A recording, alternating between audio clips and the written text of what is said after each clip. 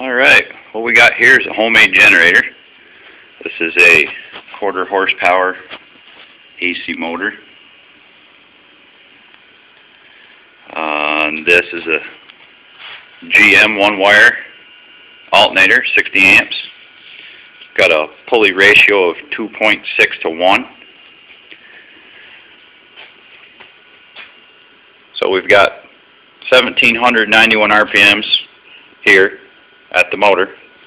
With 2.7 to 1, we get 4726 RPMs here. So what that does is it allows the alternator to self-excite. Got it, going to plug it into the kilowatt to see how many watts the motor's using.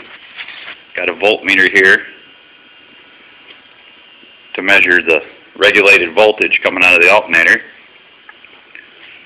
We've got that coming down to the TriStar 45 amp solar charge controller hooked up to this homemade board, and it's going to be charging these 3 deep cycle batteries. We're going to measure the amperage right there. So let's fire it up.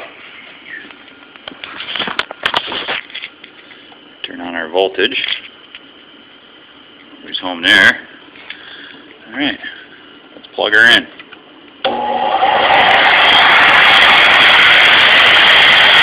No load, 300 watts. Alright, let's turn our ammeter on here.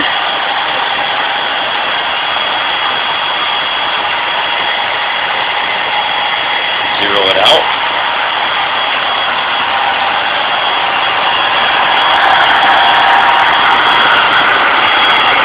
There she goes, spinning the beat heck.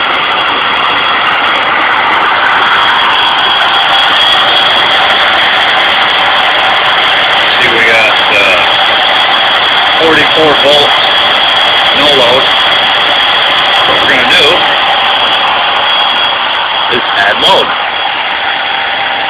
This connects the charge controller to the voltage source, and you'll be able to hear the motor drop. There she goes. Now, we're pulling 700 around 700 watts. Now our voltage is regulated, 14.66. The alternator is doing that.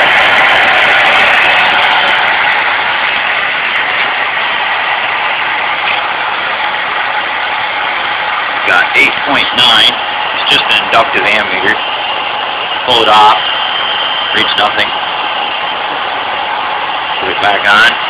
That's measuring the amperage going through the batteries, and the charge controller controls the amperage, and the regulator inside the alternator controls the voltage. So what that does is it won't make the alternator work at max.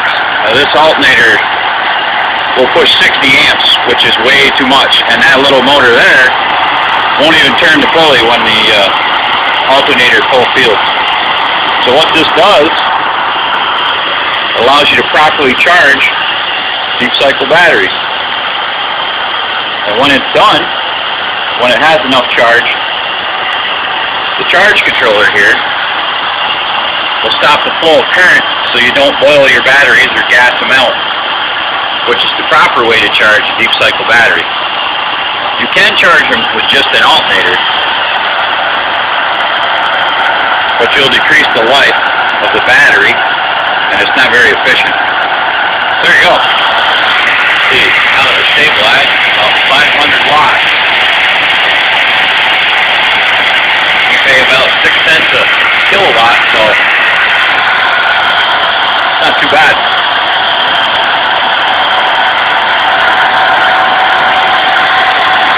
I don't think OSHA would approve of this setup, but it does work. So the next step, this baby right here, she's going to suck up some wood gas, and at just off idle, probably around 1,000 RPMs, going to turn the pulley right here, and I'm going to build a bracket for the alternator. We'll be making some DC power charged batteries off wood gas. Pretty cool.